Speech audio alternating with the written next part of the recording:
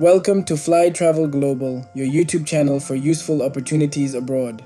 Here are some scholarships currently available for African students in Belgium, along with their application procedures and requirements. Ars Scholarships 2025-2026. Description: the ARES, Académie de Recherche et d'Enseignement Supérieur.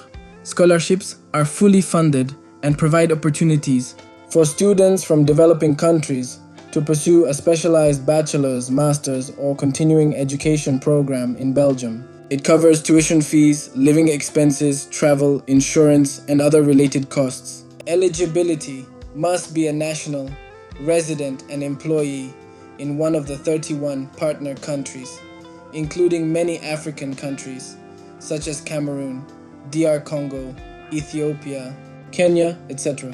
Candidates for master's programs must be under 40 years old, and for continuing education under 45. A minimum of 2 years of professional experience post-bachelor's degree is required. Application procedure: register on the Giraffe platform and submit the application form along with all required documents, CV, diplomas, recommendation letters, etc. Deadline: October 18, 2024.